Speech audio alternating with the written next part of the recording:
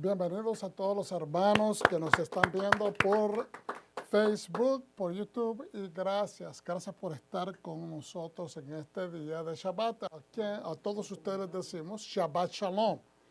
Shabbat Shalom. Bendiciones, bendiciones. Agradecidos siempre, hermanos, que nos permite el Eterno estar con ustedes, que ustedes estén también con nosotros. Nos gozamos, nos regocijamos porque estamos en Shabbat. Y Shabbat es un día especial, como ustedes saben, donde no solamente es para expandir nuestro conocimiento, pero es también para estar en presencia del Eterno, para ser bendecidos por su presencia, porque eso es exactamente, estar en la presencia del Eterno es estar completo. Y no es simplemente un acondicionamiento emocional o mental que nosotros hacemos, sino que realmente es así. Tenemos un acercamiento con Dios, acercamientos con nuestra comunidad de fe y también, obviamente, con nuestra familia. Se les ama a ustedes, nuestra familia espiritual, extendida por todas partes donde podemos alcanzarlos a través de este medio. Les hacemos llegar nuestro amor, nuestro fervor y también nuestra alegría de estar compartiendo en el día de Shabbat con ustedes. Pues bienvenidos aquí a Raíces de la Fe. Soy el pastor Gabriel Galán y estamos, como les decía, agradecidos de poder compartir y sin más preámbulos, pasamos a nuestra porción número 13. Porción número 13 en el proceso de estudio anual de la Torah. Y hoy estamos estudiando la porción, la Parashat Shemot. Diga conmigo Shemot, que es, ¿verdad? Obviamente se traduce como Éxodo para hacerlo más accesible a las personas que estudian con nosotros, que son nuevas, pero la traducción correcta de Shemot literalmente significa nombres. Es el libro de los nombres y lo explicamos anualmente porque es importante. En el hebreo el libro, el Sefer, el libro se llama Shemot. Y esto significa nombres porque hay una revelación o hay, en el caso de los nombres de los líderes de Israel, pues obviamente se están dando a conocer de diferentes ángulos. Las tribus, el crecimiento de la nación y obviamente Hashem, nuestro Dios, Adonai, el Dios de los cielos y la tierra, se da a conocer.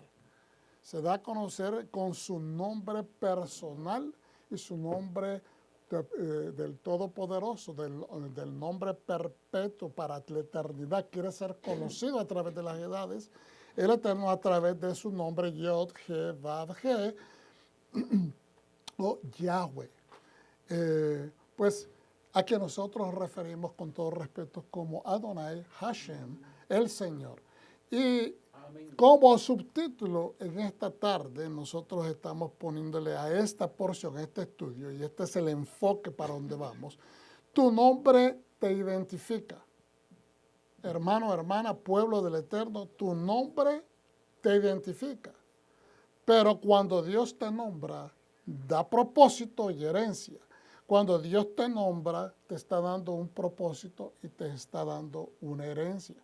Y eso significa que a menos que la persona, y esto es de perspectivas también, porque yo creo realmente en esto fervientemente y literalmente. Creo que cuando Dios llama a una persona, en el caso de aquellos que Dios ha llamado a compartir su palabra, hay en ese llamado un nombre, hay un propósito que esa persona va a desempeñar y hay un deseo de parte de Dios que esa persona, además que desenvuelva ese propósito, entonces que esa persona también reciba una herencia con eso. No sé si estamos en el aire. Estamos teniendo unos problemitas aparentemente de transmisión. En el nombre del Eterno. ¿Estamos resetting otra vez o estamos continuando nuevamente? Estamos entonces nuevamente para repetir. Voy de regreso porque aparentemente tuvimos un problema de de transmisión estamos estudiando Shemot, que se traduce como Éxodo, pero que realmente, literalmente, es el nombre Shemot, significa nombres. Y como subtítulo le estamos poniendo a esta porción, tu nombre te identifica. Pero cuando Dios te nombra, te da propósito y herencia. Y lo que nosotros estamos tratando de enfatizar con este subtítulo es hacia donde nos dirigimos con la enseñanza, porque cuando alguien te nombra, un ser humano, tu padre, tu madre, tus familiares que te han dado tu nombre, pues es para identificarte. Te da una posición dentro de tu familia, dentro de ese vínculo familiar. Pero cuando Dios te nombra, cuando Dios te llama, te da un propósito y herencia. El propósito es no solamente para desarrollar lo que Dios ha mandado hacer. Yo ponía el ejemplo sobre el hecho de que el propósito es una misión, es un objetivo, pero dentro de esa misión o objetivo que Dios quiere que completemos, nos da una herencia, es decir, hay una ganancia, hay una recompensa. Y no me refiero a una recompensa monetaria, porque la mayor parte del tiempo se malinterpreta eso de esa manera. Siempre hay recompensas en diferentes ámbitos de vida. Entonces, continuamos en esta porción de Shemot. Estaremos estudiando de la Torah, Éxodos capítulo 1, del verso 1 al 6:1. Profetas e Isaías, la porción es del 27:6 al 28, perdón, del capítulo 27, versículo 6 hasta el 28:13. Y también el 29, verso 22 al 23. Pacto renovado. Estamos estudiando Mateo 2:1 al 12. Mateo 2:1 al 12. No sé si mi teléfono tiene encendido. Tal vez el Wi-Fi, ¿será que está teniendo? Aleluya. Entonces, nuevamente ahí dispense que estamos teniendo problemas técnicos y estoy tratando de coordinar lo que estoy diciendo con lo que está pasando. Entonces, pero bendito sea el Eterno, hermanos, que les damos nuevamente la bienvenida a Raíces de la Fe. Y estos son algunos de los recursos que estamos utilizando o hemos utilizado para poner esta enseñanza de The Torah Story, o la historia de la Torah, ¿verdad? Y también de Sefaria, obtuvimos algunas informaciones para dar apoyo a lo que estamos tratando de enseñar, y Torah Insights. Y este libro es escrito por diferentes líderes, diferentes rabinos y personas en la comunidad que están, que han puesto todos sus pensamientos, y es muy interesante. También del Humash, el Midrash dice, y algunas otras cosas que tenemos para compartir de la guía de estudio para el comentario JPS de la Haftarah, o de la sección de los profetas, que se compaginan con cada parashá semanalmente. Entonces, en el libro de Shemot, todo el libro completo tiene un total de 111 mandamientos. 111 mandamientos refleja todo el libro de Shemot, o el libro de Éxodo. Pero en esta ocasión, esta primera parashá de Shemot, que se llama con el mismo nombre porque es la que da inicio al estudio del libro, no hay ningún misfot. Entonces, seguimos hacia adelante. Y también aclaramos que del total de los misvot o mandamientos que existen, que son 111 en el libro de Shemot, hay 65 que son de carácter prohibitivo y 46 que son de carácter performativo, es decir, que se tienen que hacer. Vamos a hacer la oración, hermanos, para comenzar la enseñanza, y obviamente decimos, Berechut et Adonai HaMevorah, Baruch atah Adonai Eloheinu melech haolam, asher baharbanu mikol ha'amin venatalanu et torato. Baruch atah Adonai noten haTorah. Amén. Bendigamos a Adonai y bendito es Él. Bendito es Adonai por siempre será. Bendito eres Adonai, nuestro Elohim, Rey del universo, quien nos escogió entre las naciones y nos instruyó con su Torah. Bendito es Adonai, dador de su Torah. Amén. Bueno, ya se dieron cuenta que no terminé de cambiar ahí el título, pero aquí a la mano izquierda, pero ya saben que es el Shemot. Aleluya, siempre a veces sucede eso, que se nos pasan algunas cositas.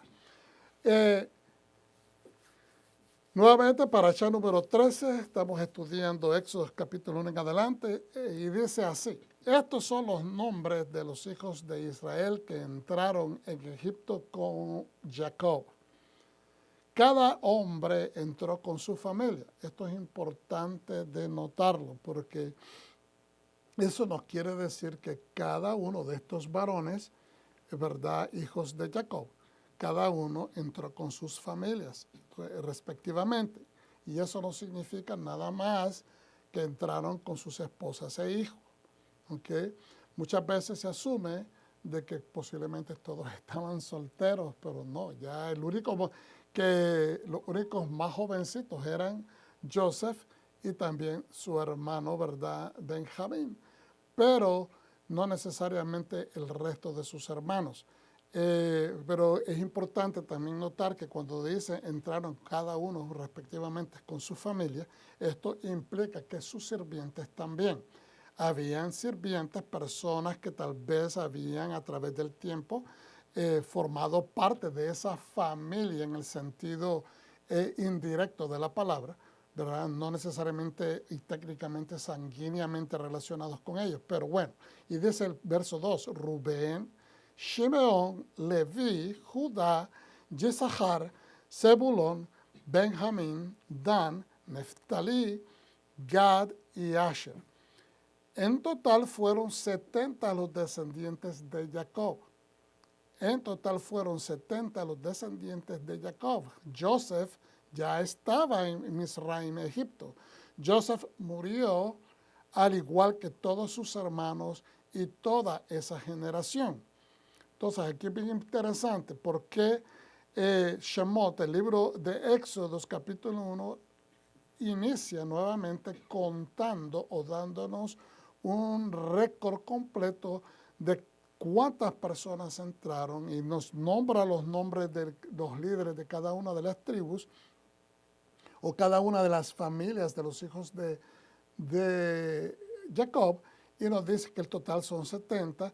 También nos especifica que Joseph estaba en Misraim, y luego inmediatamente en el verso 6 se nombra, o se menciona, mejor dicho, que Joseph murió al igual que todos sus hermanos y toda esa generación. Es decir, ahí inmediatamente nos deja saber de que el tiempo ya ha pasado.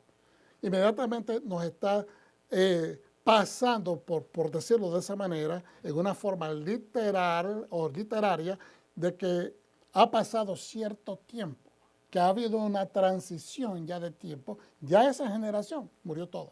Estamos hablando de los líderes, de sus hijos, y estamos ya quizás por una tercera o cuarta generación, cuando los próximos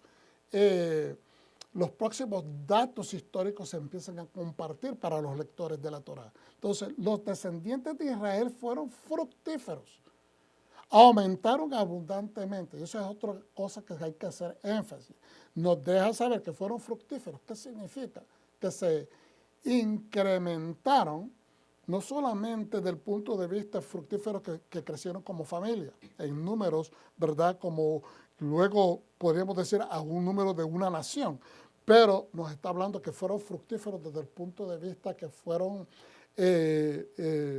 industriosos, trabajadores, que crecieron en todos los aspectos de vida. Y después nos dice, y aumentaron abundantemente. Es decir, que no solamente fueron fructíferos hasta ciertos límites, sino que fueron abundantemente, es decir, riquezas, enriquecieron en todas las áreas de vida. Se multiplicaron y se hicieron muy poderosos, es decir, influencia. La tierra se llenó de ellos. La tierra se llenó de ellos. En algunas otras traducciones, creo que es en Onkelos, de acuerdo a lo que estuve leyendo en Sefaria, nos da esta versión de que crecieron y que la tierra se llenó de sus frutos. Y esto, o sea, el comentario es de que incrementaron no solamente en el hecho de como personas, como familia en número, pero que, y no solamente que industriosamente crecieron en todos los aspectos de vida, ¿verdad? Que se mezclaron, se involucraron, por decirlo de esta manera, más claramente se involucraron en todas las áreas de vida, es decir, en el desarrollo de una nación, como personas que toman parte responsable en desarrollarse como personas, lo cual impacta su comunidad, su nación, ¿verdad? Su reino. Y entonces, y dice que la tierra se llenó de sus productos. En esa versión, lo que dice es que sus productos, es decir, de todo lo que ellos producían, estaban completamente activados en la economía de Egipto. Entonces surgió un nuevo rey sobre Egipto, pero él no sabía nada de Joseph, sino que dijo a su pueblo, miren, los israelitas se han convertido en un pueblo demasiado numeroso y poderoso para nosotros. Y ahí nos recalca esta observación que nos hacen esos comentarios que acabo de mencionar anteriormente, de que sí había un poder. No necesariamente que ellos estaban tratando de hacerle daño a Egipto, pero tenían influencia. ¿Okay? Sus productos eran parte integral de la economía de ese pueblo. Vamos, dijo este faraón, seamos sabios al tratar con ellos, no sea que sigan multiplicándose y en caso de guerra se alíen con nuestros enemigos, peleen contra nosotros y abandonen la tierra por completo. Y ya hemos hecho énfasis, ¿verdad?, cada año, pero esto es para cada persona que nos va viendo por primera vez, que hay que recalcar de que, y los mencionamos la semana pasada, en la última porción que se estudió del libro de Génesis, de que es muy posible de que esto esté sucediendo muy corto tiempo después que los hicsos o ixos en español habían sido sacados de Egipto. Ellos fueron un grupo de líderes, mercenarios o personas que podríamos decir a una especie de gypsies o ¿cómo se dice en español? Los gypsies, los gitanos, gracias, que llamamos en estos días modernos, pero que esta gente se movía, ¿verdad?, sin tener un rumbo específico, sino que se anclaban en las culturas donde llegaban y empezaban a crecer, pero de una manera depredadora. En este caso se habían apoderado de Egipto y llegando a posicionarse en lugares altos e inclusive llegaron a tomar poder de Egipto y estuvieron así. Algunos dicen que por alrededor de 108, 110 años, otros eruditos hablan de que fue por más tiempo, quizás más de 200 años. Esas son opiniones diversas. A veces no hay una especie de consenso en este ámbito, ¿verdad?, de estos estudios, pero eso no significa que no sucedió. Entonces, lo que se cree es que esto prácticamente, el hecho de este subir de un nuevo faraón que desconoce a Joseph, no es necesariamente que él desconoce quién era Joseph, sino que simplemente lo desconoce, no lo quiere aceptar, no lo quiere reconocer al punto de tener que doblegarse por agradecimiento al hecho de tener que tratar con mejor mano, ¿verdad?, al pueblo descendiente de Joseph o a la familia de Joseph. Creo que es en el Midrash dice, hay un comentario en uno de los Midrash o Midrashim, que este faraón realmente al principio tenía una actitud más que apreciaba al pueblo hebreo, pero por haber tenido esa especie de afinidad hacia ellos, había perdido el favor del pueblo, e inclusive dice ese Midrash que fue derrocado, que fue sacado de poder. Y entonces él habiendo observado que esto le sirvió, ¿verdad?, para su mal, que retomó nuevamente el poder tiempo después y que ahora decidió no reconocer al pueblo. Esos son nuevamente, como les digo, enseñanzas que están en los Midrashim o las enseñanzas. Pero, digamos, para continuar con lo que estamos tratando de enseñar, de que, ¿verdad? Y lo que es tradicionalmente entendible, que esto es un nuevo faraón que subió al poder y que decide no reconocer a Joseph ni al pueblo de Joseph. Y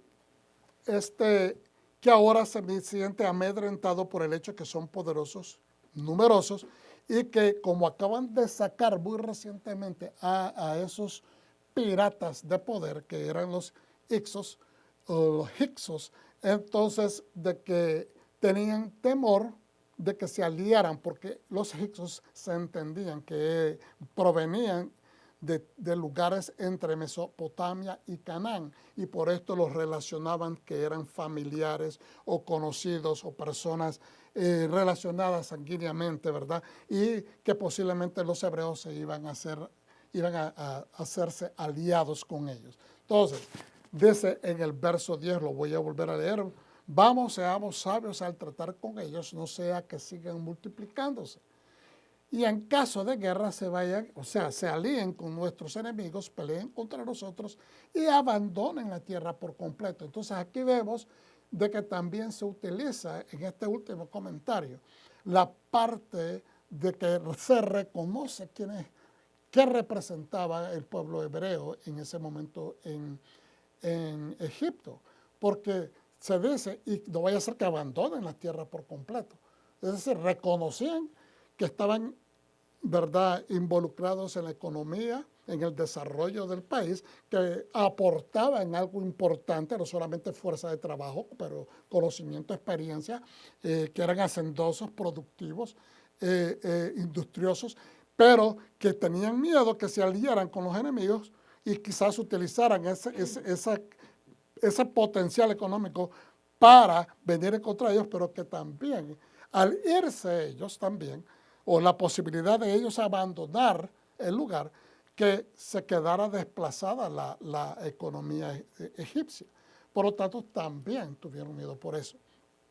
Así que pusieron amos sobre ellos para que los oprimieran con trabajos forzados y construyeron para Faraón las ciudades de almacenamiento de Pitón y Rameses. Entonces, ¿qué significa esto? De que le pusieron trabajo forzoso. Inmediatamente llegamos a la conclusión de que es verdad trabajo de esclavitud. Pero también en los comentarios de los Midrashim se nos dice de que fue algo paulatinamente, que fue algo que fue en proceso, que no fue inmediatamente, sino que se llamaron a todos los ciudadanos a compartir esfuerzos de trabajo, y creo que se hace mención de que algunos donaban sus esfuerzos por un mes al año, y así sucesivamente invitaron también al pueblo hebreo, quienes vivían muy separadamente del resto del pueblo egipcio por ese deseo de mantenerse puros, mantenerse separados y fuera de influencia, ¿verdad? Se dedicaron a vivir en el área de Goshen la mayor parte del tiempo. Pero ahora son incluidos a trabajar como parte de hacer su parte y representarse ante el rey, ante el faraón, pero que eventualmente empezaron a dejarles de pagar, después a forzarlos más, a aumentar el trabajo, hasta que cierto tiempo después se les impusieron o sea, que hicieron trabajos forzados, es decir, bajo esclavitud. O sea, que la explicación viene a que no fue inmediatamente, porque eso pudo haber provocado inclusive una revolución. Pero lo que nos tratan de explicar en los Midrashim es el hecho de que fue poco a poco, al punto que no se dieron cuenta tan rápido de lo que estaba sucediendo. Entonces, verso 13, y lo hicieron trabajar sin descanso, amargándoles la vida con duros trabajos, cavando arcilla, haciendo ladrillos, toda clase de trabajos del campo. Y en todo este trabajo no se les mostró misericordia. Entonces, aquí es lo que dice el Midrash, dice en el libro de que refiere al Éxodo, este que tengo acá, para algunos que sí están interesados en saber. Dice, nos explica este libro que los descendientes de Jacob vivían en Goshen, la región más verdosa y productiva de Egipto, el lado este del delta del río Nilo, mientras los hijos de Jacob, los líderes originales de sus tribus, estaban vivos. El pueblo de Israel evitó los contactos sociales con sus anfitriones y vecinos, los egipcios. Pero luego de la muerte de todos esos líderes, es decir, hablando de los líderes de Israel, los hebreos comenzaron a asociarse y a entrar en la sociedad egipcia. Ellos ya no deseaban estar confinados en Goshen. Y me pareció bien interesante la palabra confinados, porque confinarse es como estar confinado, como encarcelados, encerrados. Así es que se entremezclaron con los egipcios, asistiendo a sus teatros y circos, sintiéndose atraídos al culto egipcio de adoraciones a los animales, a los demidioses, e imitaron sus prácticas. Estos de demidioses son, como sabemos, en la antigüedad se creaban dioses que eran mitad humanos y mitad animales, o mitad dioses, mitad seres humanos. Y esto, por ende, en todas las culturas antiguas, estos dioses se representaban con una manera muy, muy humana de ser, muy faltos de ética, muy faltos de ser justos. ¿Por qué? Porque estaban sujetos a los sentimientos y a las emociones humanas, porque estaban inventados por la inventiva humana. Pero la tribu de Leví y los Sediquim de las otras tribus, es decir, los justos de las otras tribus, nunca se convirtieron en adoradores de ídolos. Es decir, Dios siempre, hermano, aparta en medio del pueblo un remanente. No todo el tiempo hay personas dentro de los vínculos más religiosos, no todos son religiosos realmente. Hay muchas personas, y no estoy criticando, estoy siendo lo más objetivo que podemos ser. Siempre hay personas que hacen cosas por religiosidad, por aparentar, pero Dios siempre tiene en los grupos un remanente. Y eso es lo que está diciendo esta enseñanza, de que hubieron gente que no se mezcló social, cultural, mucho menos en adoración a los ídolos. ¿Y cómo podemos decir eso? Porque la misma Escritura nos da testimonio que cuando los egipcios pusieron estos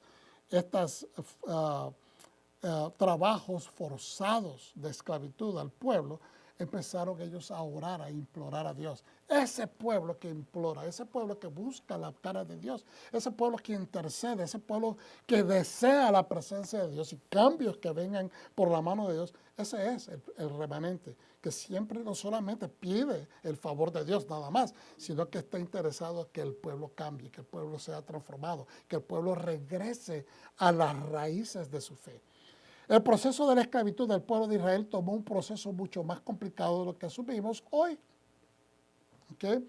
En la antigüedad, la justicia y la rectitud, el balance y la bondad social eran muy importantes en el comportamiento de los reyes y nobles de cualquier reino. En la antigüedad, hermano, sí había gente despiadada, sí había un nivel de justicia, pero a veces la misma justicia, las mismas leyes no eran tan justas o tan misericordiosas como lo son hoy, o lo son más sensibles como lo son hoy. ¿Okay?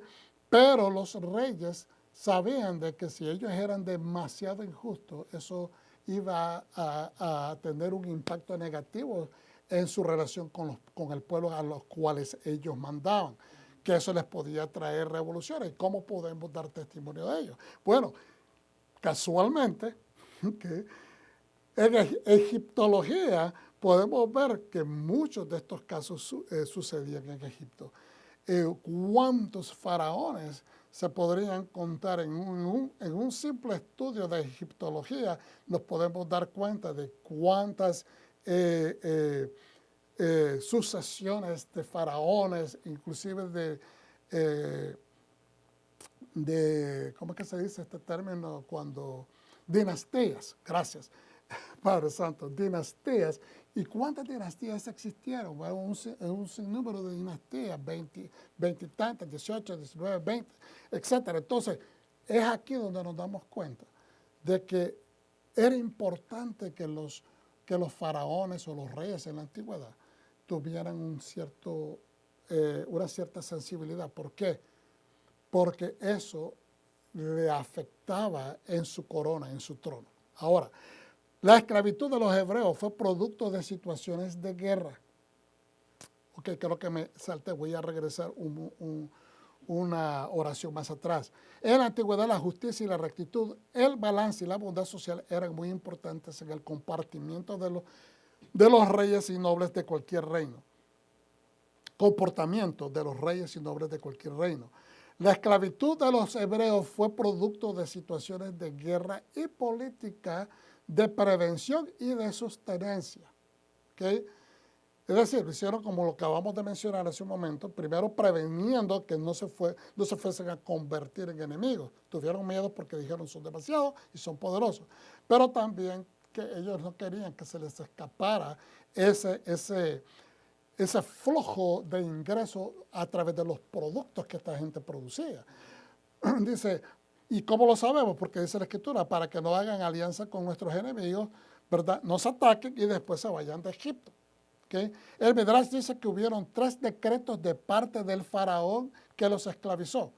Y esto toma mucha relevancia. ¿Por qué? Porque a veces leemos y lo interpretamos todo como una especie de un concepto global, pero tenemos que entender, todo esto se va dando por tiempos. Es un proceso. Entonces dice, 1, trabajos forzados y esclavitud. ¿Okay? Eso fue lo primero que hicieron. Y después 2, infanticidio por medio de las mismas parteras hebreas. Es decir, el rey dictaminó un decreto diciendo estas parteras tienen que matar a los hijos que vayan naciendo de sus propias compañeras hebreas, lo cual no sucedió. Las parteras hebreas se opusieron a hacer esto porque tuvieron temor del Dios de Israel. Y 3, el último decreto, arrojar los bebés varones al Nilo. Esos fueron los 3 edictos que llevaron a la opresión, a una continuidad de opresión, lo cual no se dio, como dijimos anteriormente, en un solo día. ¿Qué tiene que ver esto que no se dio en un solo día? Porque, hermanos, si nosotros estamos estudiando hoy día que Dios, ¿verdad?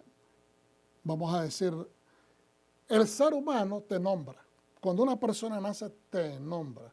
Pero cuando Dios te nombra, te llama, te da un nombre y con ese nombre te está dando una misión, ¿verdad? Y te está dando también una herencia. Entonces, si podemos analizarlo desde un punto de vista, hacer un pequeño análisis, no muy profundo, simplemente así, superficialmente. El faraón tomó posesión de ese trono, fue nombrado rey. Con ese nombramiento, con ese entronamiento, ¿verdad? Y esto lo hemos estudiado en otras ocasiones, cada rey tomaba un nombre. Es bien interesante que en la Biblia no se nombra el nombre de este faraón. Se han hecho muchos estudios, el año pasado, la paracha pasada, hablamos de los nombres que posiblemente hayan sido estos faraones. Pero entonces este hombre entra con una misión. La misión o visión de él es que asegurarse de que no vuelvan a entrar enemigos a Egipto, que nadie vuelva a tomar posesión del trono, especialmente si son extranjeros. Y entonces dice, esta gente son potencialmente enemigos para nosotros porque tienen poder, y entonces decide de que van a reducir su población. Pero al tratar de reducir su población, seguían aumentando. Entre más se les oprimían, entre más se les ponía a trabajar, seguían aumentando. Lo testifica la misma Escritura. Ahora, el tercer, al frustrarse, que no pueden contabilizar, no pueden ponerle ni cabeza ni pie a la razón por qué esta gente está creciendo en número, entonces deciden el infanticidio tirando a los hijos al Nilo. Entonces, en Shemot es el comienzo de una nueva era en la historia de los hijos de Israel. Fíjense bien estas palabras. Shemot, nombres. Nos está hablando de una nueva historia, es una nueva era para este pueblo, los hijos de Israel. Dice, es un restart, como se dice en inglés, un restart, un comienzo de nuevo, un nuevo comienzo, que culmina con su redención milagrosa y con la entrega de la Torá en el monte Sinaí. Interesantemente, el segundo libro de la Torá no se llama Sefer HaGeulah, no se llama el libro de la redención, sino que se llama, dice este comentarista, el libro de, no se llama ni el libro de redención ni tampoco el libro de Éxodo. Originalmente, literalmente no es el libro del Éxodo. Así se le llama en griego y eventualmente a la traducción en español y también en inglés. Pero se llama el Sefer Shemot, el libro de los nombres, eso es literalmente. Y comienza diciendo las siguientes palabras, Beilech Shemot. Y estos son los nombres, implicando que el segundo libro de la Torá es una continuación de la narración del libro de comienzos o el libro de Génesis. ¿Okay? Shemot o libro de Éxodo recapitula brevemente una sección completa del final del libro de Génesis. Se vuelve a repetir, es lo que acabamos de mencionar al comienzo, que empezamos a discutir, ¿verdad?, esta porción. Enumerando a todos los miembros cabecillas de la familia de Jacob que descendieron a Egipto. Entonces, ¿cómo puede ser este comienzo? Bueno, porque lo que están diciendo los comentaristas, no solamente el comentarista que estoy trayendo a colación en este momento, desde la antigüedad han dicho, esto es realmente está reenfatizando que aquí donde quedó Génesis, aquí está comenzando. Y eso implica un nuevo comienzo. Vamos a tomarlo desde el punto de vista actual de nuestra fe. Nosotros, nuestra fe mesiánica o fe cristiana, como le llaman algunos, nuestra fe mesiánica, en el momento conocíamos a Dios, pero no teníamos una relación con Dios. Conocíamos de Dios. Algunos crecimos quizás en un vínculo de una familia que conocía de Dios, iban, la verdad, a la iglesia, etcétera, pero no vimos un crecimiento o una vinculación cercana en la observancia, ¿verdad?, de las cosas de Dios.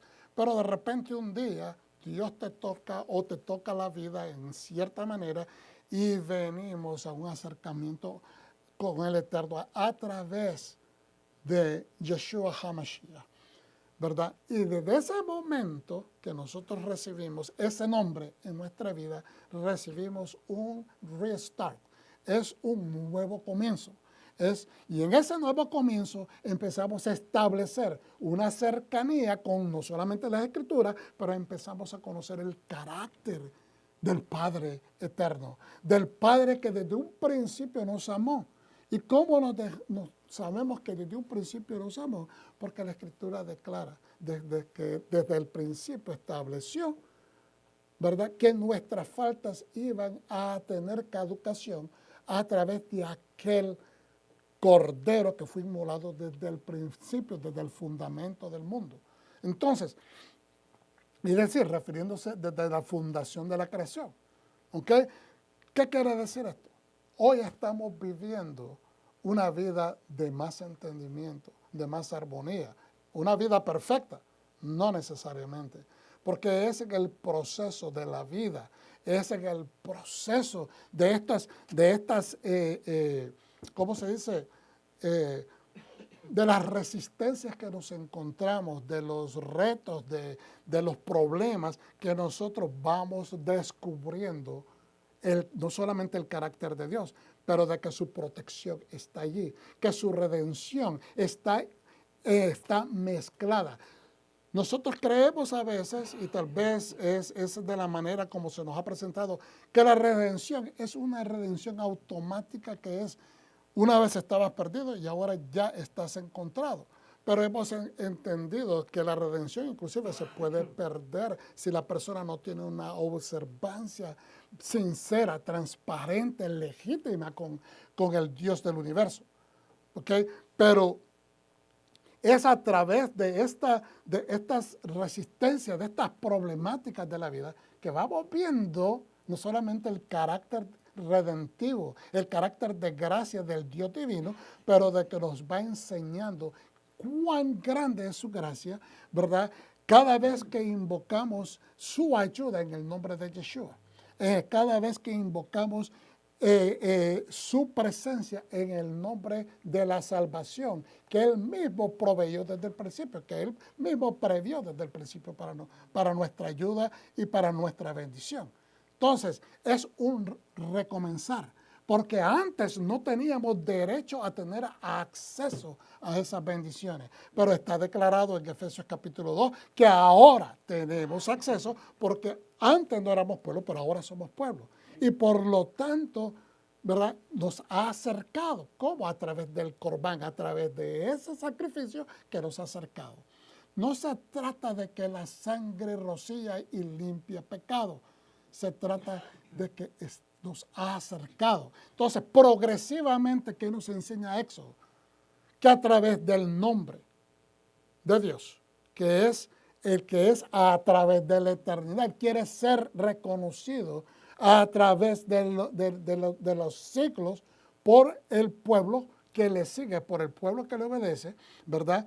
Y a través de la redención que es en Yeshua, a través de los nombres. A través de los nombres también de los líderes de la tribu, o sea, ya sea de los patriarcas, ya sea de Jacob, ya sea de Joseph, ya sea de cada uno de los líderes de cada tribu, entendamos que el Dios de la creación, el Dios de Abraham, Isaac y Jacob, recuerda los pactos que hizo con su pueblo, recuerda el pacto que hizo con las tribus de Israel y recuerda prácticamente lo que él prometió a Abraham, que iba a ser una nación fuerte, grande, numerosa, así como las estrellas son numerosas en el cielo, y que es un pueblo que va a vivir para siempre. Entonces, al decir estos son los nombres, nos da una revelación y nos va enseñando a través de todo el libro de Shemot, el libro del Éxodo, el libro de los nombres, cómo esa operación redentiva se va revelando en su presencia a través de su nombre en el desierto. ¿Y por qué es importante notar esto? Porque el desierto compagina en esos momentos que nos sentimos desolados, destruidos, abandonados, solitarios, rechazados, afectados. ¿Ok?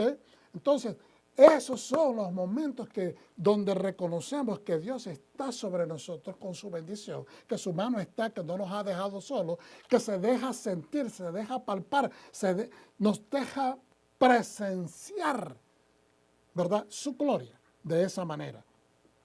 Entonces, dice, volviendo al punto que estábamos leyendo anterior, Rashbam, el nieto de Rashi, analiza esta repetición. Este es Rashbam, el nieto ¿verdad? Es también un sabio, uno de los sabios de la Edad Media, que es nieto también de Rashi, que es otro sabio de la Edad Media. Estos son de sus comentarios. Analiza esta repetición como la Torá, dice, como la Torá quiere explicar y decir en el 7º versículo. Y los hijos de Israel fueron prolíficos y fértiles. Tuvo que repetir y decir que a su llegada a Egipto era solo 70 personas. ¿Por qué tuvo que repetir eso? Para apreciar plenamente el impacto de su proliferación, para enfatizar de que realmente había una bendición sobre este pueblo. De ese Rashbam, uno debe recordar el escaso número de los hijos de Israel cuando entraron por primera vez a Egipto. Eso nos hace entonces reconsiderar que a veces tenemos pequeños comienzos. ¿Cómo podemos ver la bendición de Dios sobre nuestra vida? Desde aquel primer comienzo que tuviste, tus primeros comienzos, cuando decidiste renderte a los pies del Rey Eterno, a través de la presencia misericordia de su Hijo Yeshua, del nombre de su Hijo, Yeshua HaMashiach. ¿Okay? Hasta este momento, ¿cómo has amplificado? ¿Cómo tu vida ha proliferado? ¿Qué impactos has tenido? ¿Qué influencias has logrado? ¿Okay? En otras vidas, en tu familia, en tu propia manera de regirte, en tu propia manera de crecer, en tu propio estudio. Es decir, Dios puede amplificarnos. Y esto tiene que ver con aquello de que Dios le dio a Abraham, ¿verdad?, la Hei de su nombre, ¿verdad?, de Hashem, de Yod, He, Vav, He, se la puso en medio de su nombre para decir padre de nación a padre de muchas naciones. Es decir, ¿cómo has incrementado desde que recibiste, permitiste ingresar a tu nombre que te identifica? Tu nombre te identifica dentro de tu familia, pero en el momento que Dios invocas a Dios sobre tu vida a través de Yeshua HaMashiach, entonces Dios empieza a incrementar tu vida, porque Él injerta, ¿verdad?, no solamente la presencia de Yeshua, que es la obediencia, la esencia de la pureza, la esencia de la santidad, la esencia de querer obedecer al Eterno, pero también trae consigo la esencia del mismo Padre, por el cual podemos llamar confiadamente y decirle: Abba Padre, tú eres el Padre que está sobre todo, toda mi existencia. Entonces te empieza a amplificar. ¿Okay? Entonces, tu nombre te identifica, pero cuando Dios te llama, cuando Dios te nombra, pone su G y empieza a incrementar tu vida, te empieza a hacer crecer. Y los hijos de Israel fueron prolíficos y fértiles.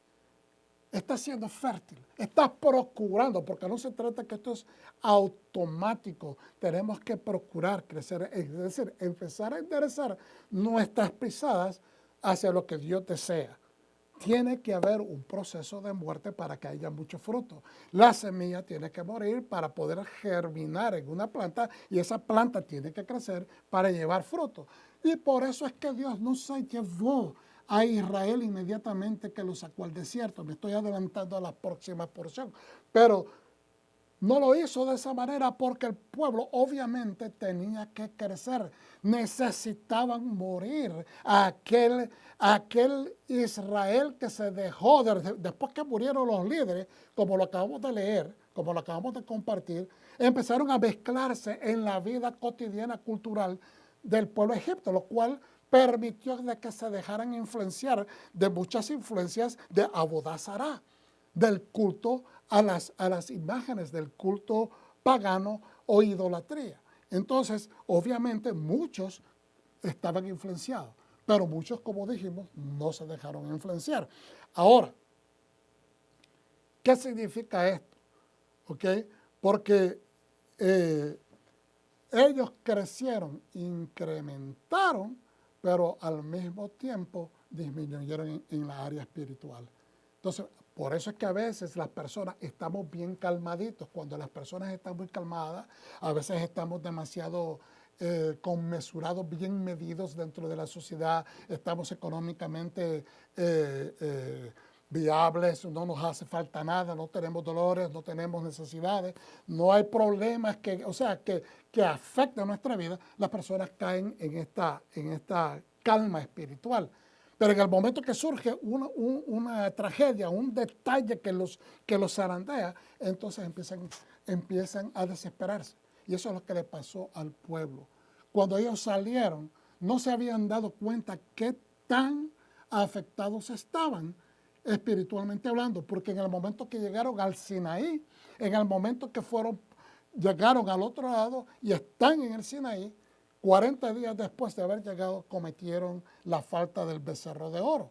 Y entonces se dieron cuenta de que sí estaban afectados espiritualmente y tenían que morir a eso. Por eso es que Dios no los podía inmediatamente llevar a la tierra prometida, porque tenían que adquirir, purificar todas esas impurezas en el proceso de conocer a Dios.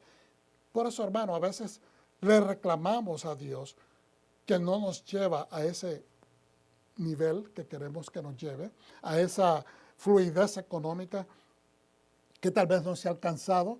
A veces queremos tener algunos privilegios que no nos parece ser que están muy accesibles inmediatamente, pero es porque no estamos preparados. No significa que no lo mereces, no significa que no vas a llegar, no significa que no es accesible, es que simplemente Dios te tiene que llevar por un camino donde crezcamos exactamente al nivel para poder recibir esta bendición. Y no quiero sonar muy tradicionalista, ¿verdad? Ni típico en esto, pero hermanos, Dios no va a, digamos, dejar caer el agua en tu copa si tu copa está rota. Es importante que entendamos esto porque se va a desperdiciar. A veces el líquido puede ser algo más precioso y si la copa está rota, se va a desperdiciar.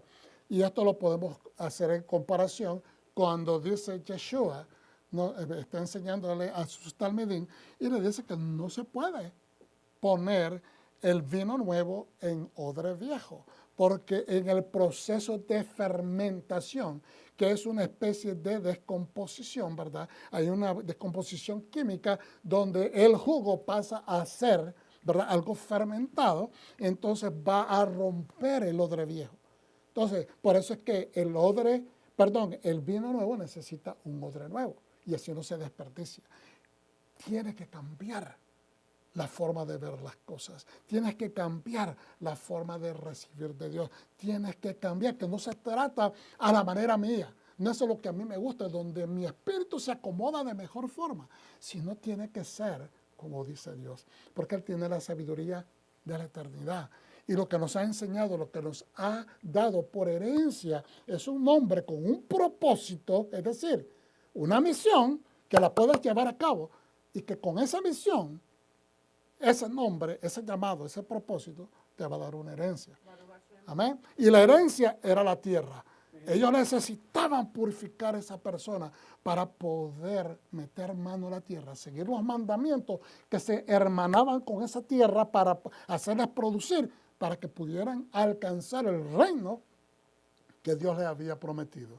Entonces, ahora, ahí tienen, no tengo tiempo para leer, pero ahí está un poquito de información sobre quién es Rashbam, ¿verdad? Y continuamos. Rashbam dice, esto sirve como un recurso literario para hacer avanzar la narración.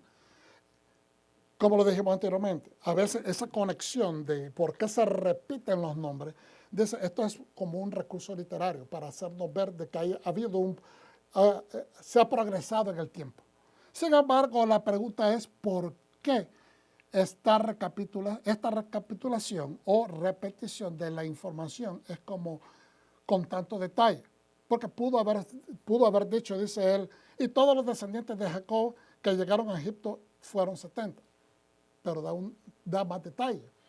Entonces, dice, ¿por qué el texto registra no solo su número, sino también sus nombres individuales, los jefes de la familia? Entonces, Rashid, podemos contestar, aunque Rashid es el abuelo y Rashbam es el nieto, podemos contestar quizás viendo la opinión de Rashid.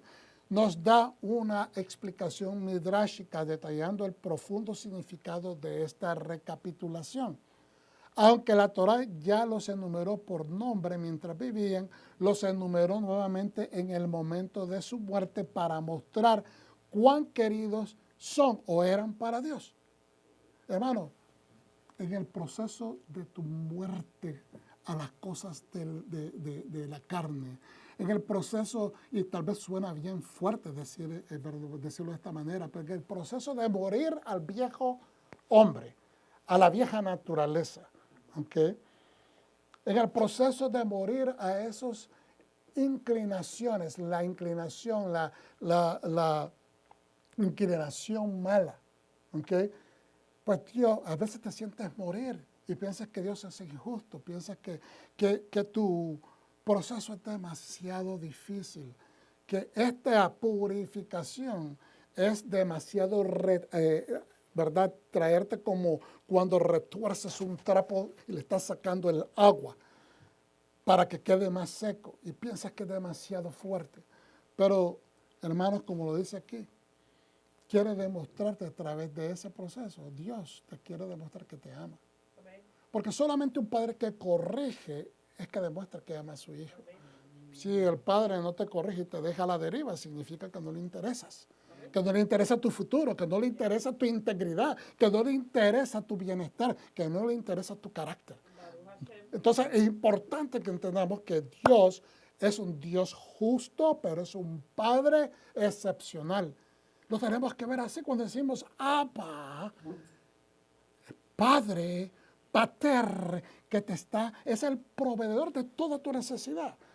Es el Padre que gobierna todo lo que tiene que ver con la supervisión de tu necesidad. ¿Okay? Entonces, aunque la Torá ya los enumeró por nombre mientras vivían, los vuelve a enumerar nuevamente en el momento de su muerte para mostrar cuán queridos son para Dios. A veces hay mucha gente que no dice nada durante la vida de alguien. A veces tal vez porque no se les enseñó a ser bien, ¿cómo se dice? Expresivos en lo que es el vínculo familiar, expresando amor, expresando esos detalles de afecto. Hay familias que son así. En mi familia somos al revés. Somos bien abrazadores, besucones, ¿verdad? Expresamos yo te amo, te extraño. Somos de esa manera, ¿verdad? Somos bien apegados a esto del vínculo familiar. Pero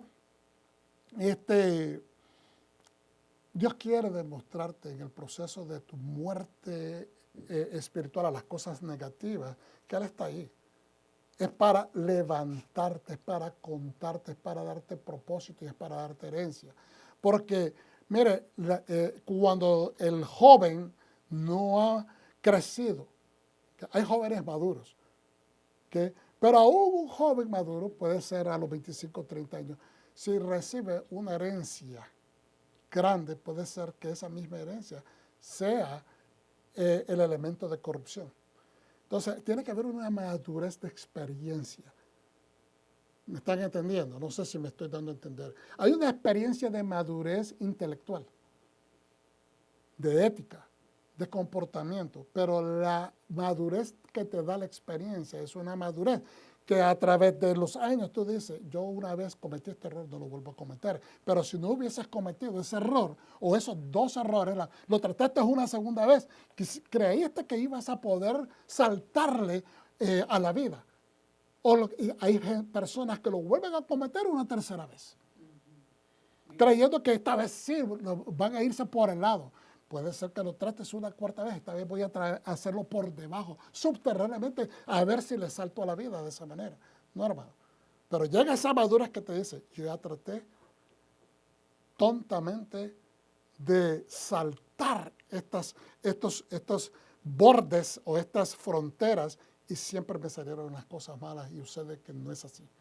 Esa madurez de experiencia es la que te deja servir a Dios en una mejor capacidad. Es esa madurez que te deja ver de que lo que te va a dar Dios, lo que te está dando Dios, es importante.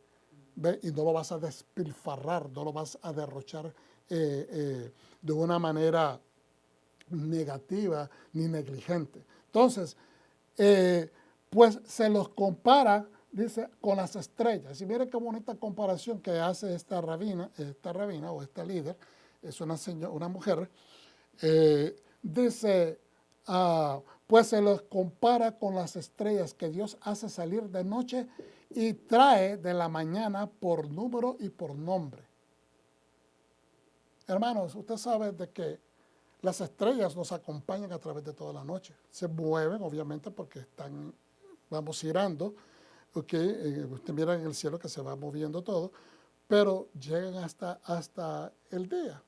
No significa que desaparecieron porque llegó la luz del sol, simplemente significa que la luz del sol que está más cercana a nosotros, esa estrella está más cercana, pues las opaca, pero no dejaron de estar ahí, siguen ahí.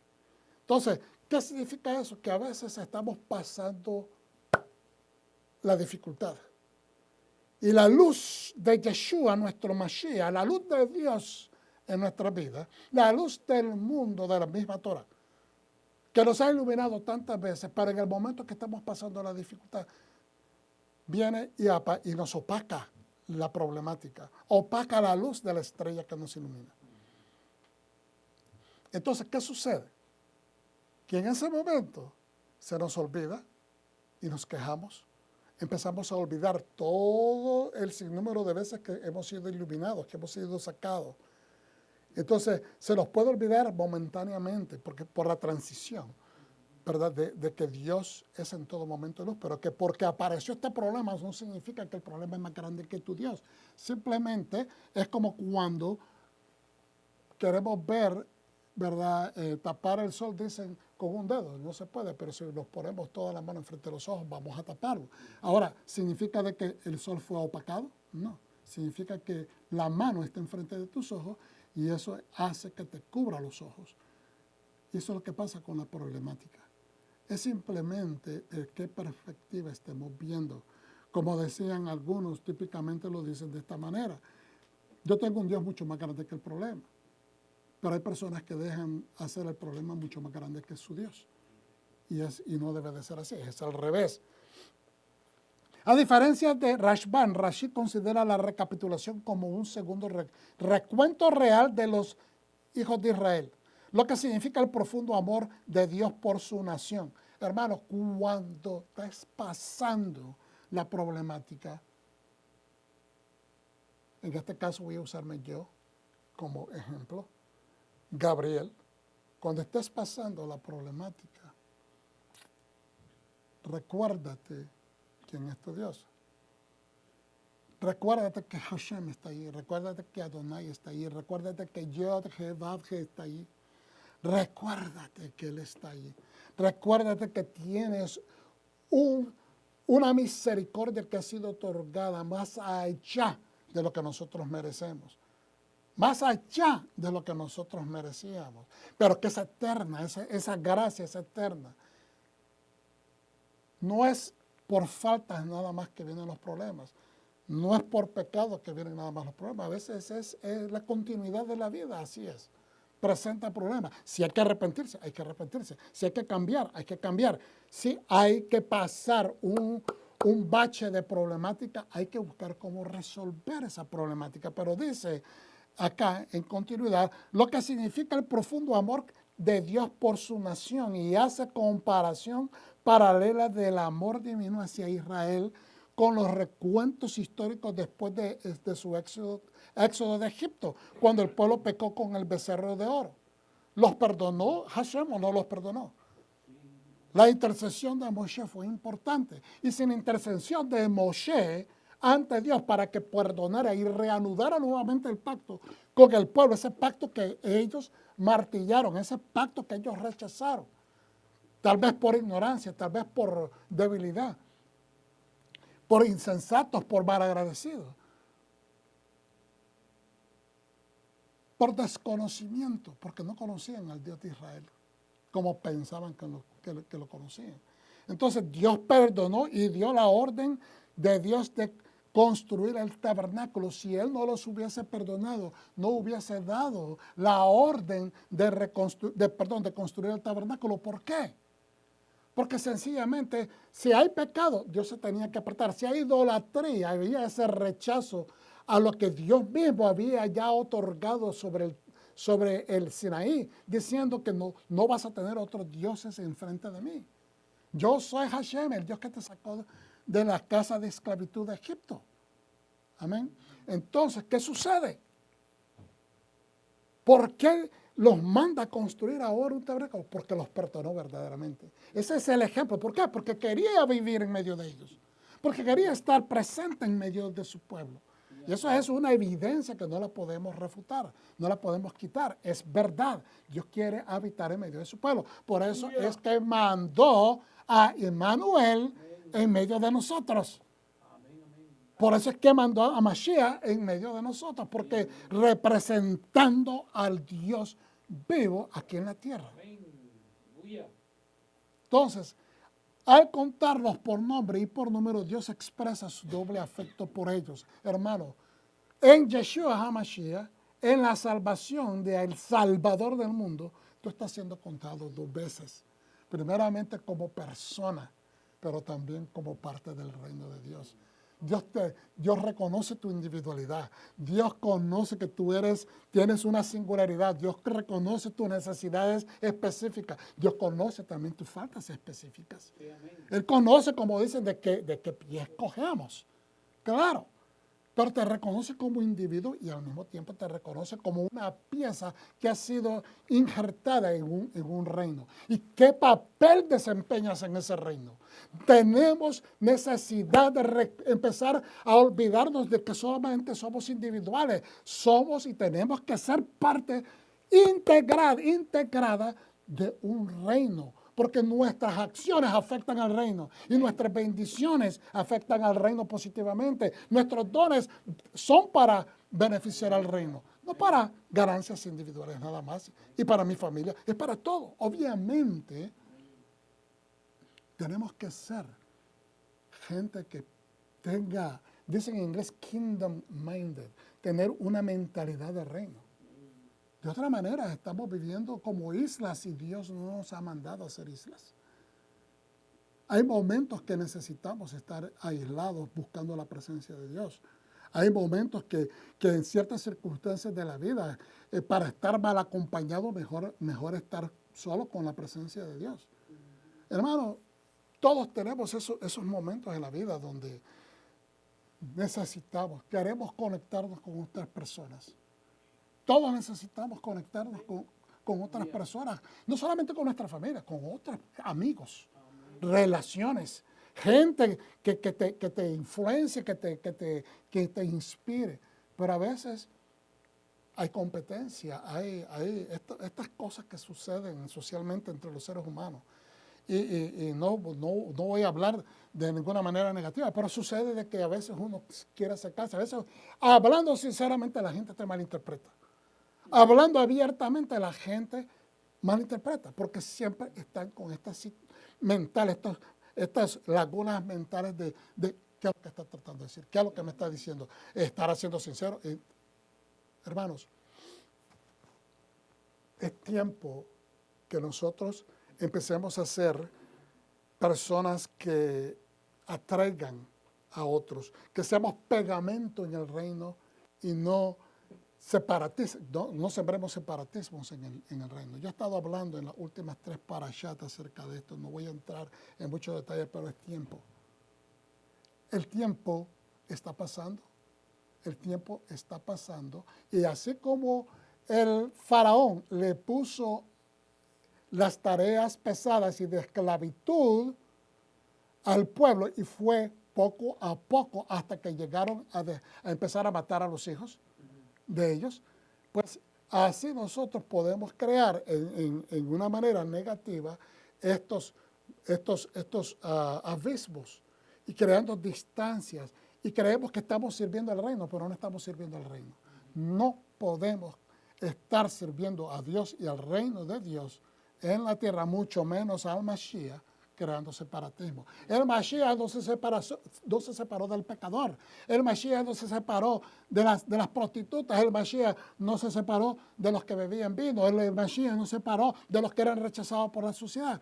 Entonces, ¿por qué nosotros, aún buscando las pisadas del Mesías, aún amando a Dios, haciendo nuestro trabajo, por diferencias filosóficas, por diferencias teológicas, por diferencias ¿cómo se dice?, de estudio, estamos creando separatismos innecesarios, pero no estamos sirviendo al reino? Si estamos creando separación, no estamos sirviendo a Dios. Estamos sirviendo a nuestros propios intereses. Entonces, necesitamos vincularnos, amarrarnos. Y yo no estoy tratando de cambiar a nadie. Pero es importante, como dice el hermano Rico Cortés, a quien yo sigo, ¿verdad? Como lo dice él, a veces, si yo tengo que corregir algo, lo corrijo. Pero no es con que alguien venga y te avasalle y te regañe y te diga y te avergüence en frente de la gente. Si hay cosas que corregir, las vamos a corregir, pero vamos a amarnos. Vamos a buscarnos, vamos a entrelazarnos. Ya dejemos de tanta labia innecesaria. Yo he tomado una resolución este año, meditando mucho en esto en los 20 días o 19 días que vamos ya de este mes de enero. Pero creo que es importante empezar a ser personas que atraigan y no personas que empujen hacia afuera. Creo que eso va a ser uno de los lemas en este ministerio Raíces de la Fe por el resto del año. con este comentario midrashico, Rashi, que nos dice que Dios te ama como individuos y como miembros de una nación, la nación, el reino de Hashem. Rashi revela la esencia del libro de Shemot, el libro de Éxodo. En este momento, el libro de Éxodo, los hijos de Israel, en este momento que estamos estudiando, están entrando a la oscuridad del exilio. Ya están en el exilio, están fuera de la tierra. ¿Okay? Están fuera del lugar donde Dios originalmente los deseaba que estuvieran. Están exiliados en un país ajeno, pero ahora están entrando a la oscuridad. Y esto lo podemos comparar. El reino o la eclesía, la Klal Israel, ¿okay? El reino de Israel se puede comparar con la luna, ¿okay? Que alumbra, pero alumbra con la luz que Dios le ha dado. Pero la luna tiene un lado oscuro de la luna. Y cuando hay oscuridad no podemos ver. Cuando hay oscuridad no podemos caminar. Cuando hay oscuridad es difícil porque estamos siendo oprimidos por la falta de luz. Hermano, la opresión no viene porque hay gente que tenga inclinaciones malas. Le voy a decir algo que espero no lo malinterprete. Necesito que lo interprete desde el punto de vista de lo que estamos tratando de enseñar. Todos los seres humanos tenemos inclinaciones malas, inclusive los que buscamos de Dios. Porque decir que nosotros ya estamos perfectos, que ya no tenemos inclinaciones, que no tenemos que trabajar en contra de pensamientos negativos, reacciones negativas, emociones negativas, estamos haciendo a Dios mentiroso. ¿Okay? Estamos diciendo de que porque recibimos al Mesías, Yeshua, como Salvador, que nunca hemos cometido ya pecados. No. Eso sería ilógico. Eso diría que ya no necesitamos al Mesías entonces. No, pero necesitamos para siempre, hasta el momento que Él venga o que nos recoja o que nos lleve a verdad a establecer ese reino. ¿Okay? Que en mi perspectiva personal entiendo que es desde Israel, donde Él va a establecer su reino milenario. Pero entonces, ¿qué es lo que significa esto? O sea, ¿qué es lo que estoy tratando de decirle? Tenemos esa necesidad de cambiar continuamente. ¿Okay? Está entrando este pueblo, en este momento que estamos estudiando los primeros capítulos de Éxodo, a la oscuridad de su exilio. En la vida vamos a tener oscuridades, pero la falta de luz es más peligrosa que los bandidos y los tiranos. La falta de luz es la falta de Dios en nuestra vida. Es la falta del entendimiento del corazón de Dios, de la ley de Dios, del orden de Dios, de las estructuras de Dios. Es el conocimiento de esta luz la que nos permite empezar a tener un poco de luz propia. ¿Ok? Lo que nos permite alumbrar con la luz de Dios, porque acuérdense que la Torah, la palabra de Dios, sigue siendo luz de Dios. Aunque ahora a través de Yeshua la recibimos en nosotros. Porque Él es la luz del mundo y nos llama a que seamos luz del mundo también. Entonces significa que podemos extraer de esa luz del Padre a través de Yeshua HaMashiach y amplificar en nuestra vida. Amplificar en nuestra vida para que no tengamos estos baches oscuros. Y que cuando miremos que nuestro pie está guiándose o encaminándose a la oscuridad, a la parte oscura de un exilio, es mejor que retraigamos nuestro pie, que no nos sentemos en sillas de escarnecedores o burladores, que no nos metamos en el ámbito de los pecadores. El amor de Dios por ellos es presente y se revelará en su redención. El amor de Dios se revela continuamente en su redención. Estamos dispuestos a recibir esa redención continuamente y no me estoy refiriendo a que te perdonen cada vez que cometas pecado. El recibir la redención de Dios no es que Dios te perdone cada vez que fallas. El recibir la redención, Yeshua, en tu vida es que lo recibiste y por amor a quien te salvó, al Padre Celestial, no vas a continuar pecando. No vas a tener ese estilo de vida. Vas a optar por cambiar, por apegarte a la voluntad de Dios. Aleluya, en tu vida. Eso es lo que cambia al ser humano. Eso es lo que cambia al ser humano. No nuestros deseos, no nuestra forma de hacer nuestras oraciones. Es el cambio interno. Es la luz que te saca de la oscuridad.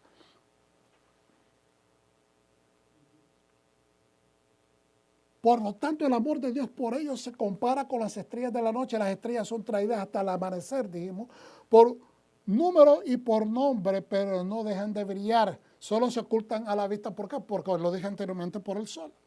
De la misma manera, las tribus de Israel son contadas por número y por nombre en víspera de su existencia, por su singularidad y esencia. Es decir, hermano, cada uno de ellos, aunque se murieron. Y fíjense qué interesante, porque nos dice de que se enumeran al entrar, terminando el libro de Génesis, y se vuelven a enumerar cada uno de ellos al principio de Éxodo. No solamente para conectar de que Dios está dando un nuevo comienzo, no solamente para dejarnos saber que ha pasado el tiempo, pero nos deja saber que murió toda esa generación. Entonces, ¿qué significa, hermano?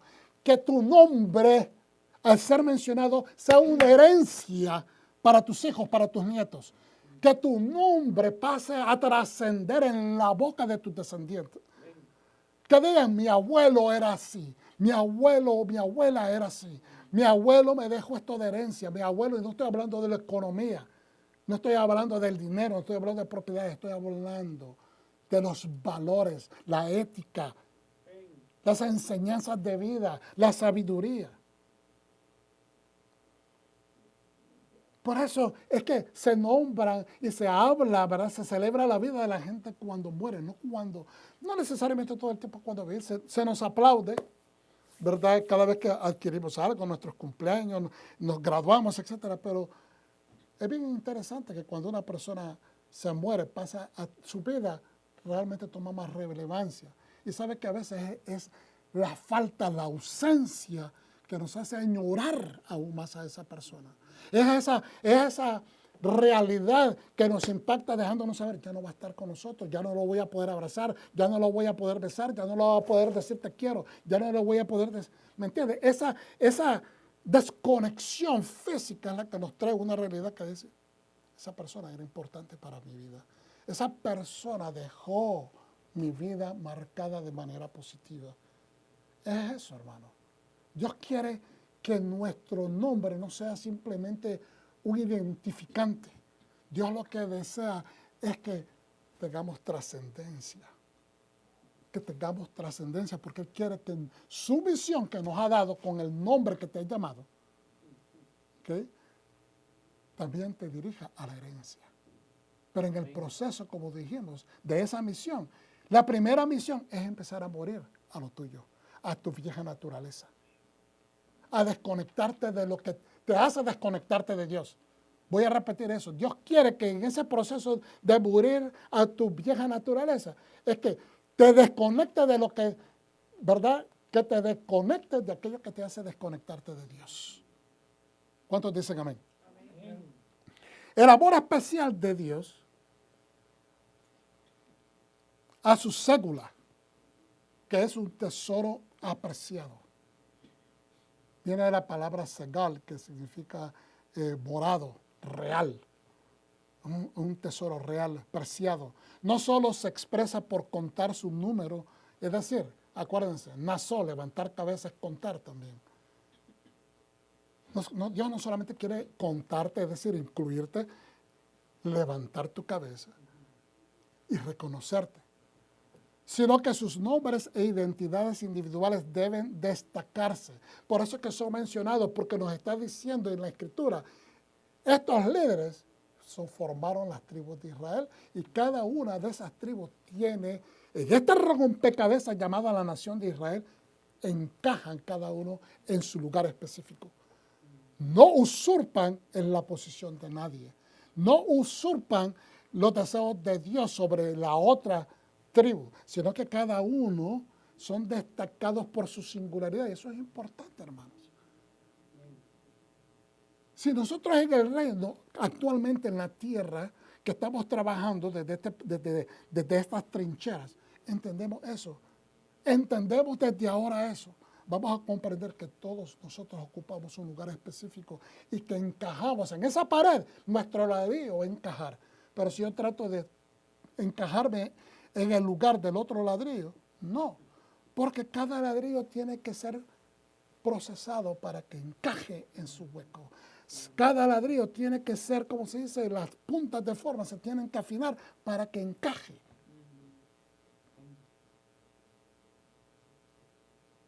Tenemos nuestras identidades. Como madre, tienes que ser la mujer, la buena esposa primero, para poder ser buena madre.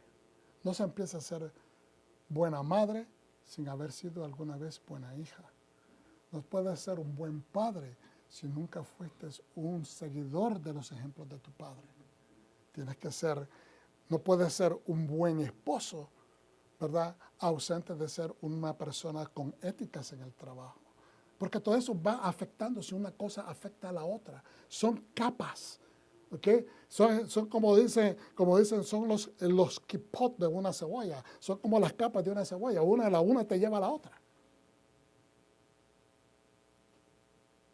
En inglés dice, one thing leads to the other. Una cosa te lleva a la otra, afecta a la otra. Entonces, Dios les ha otorgado esencias y propósitos proféticos interconectados, dice, a sus nombres. Los Bene Israel forjan sus nombres, su esencia, su forma única como nación de Dios que el faraón trató de erradicar. Hermanos, ya tenemos a un faraón, el enemigo, que trata de erradicar a Dios de tu vida. Trata de sacártelo, de extirpar a Dios de tu vida, de la esencia de tu buena voluntad. Te quiere quitar la buena voluntad de servir a Dios cada día con cada uno de los problemas que te encuentras, a veces con las infidelidades, hasta de los mismos miembros familiares, las deslealtades de algunas personas del mismo vínculo, de los mismos que tú haces. Dice la Escritura que Yeshua a los de su gremio vino, a los de su propio vínculo vino, pero ellos la rechazaron. Y entonces nos enseña Yeshua, un reino no puede sobreponerse, no puede resaltar, ¿verdad? No va a prevalecer si está dividido.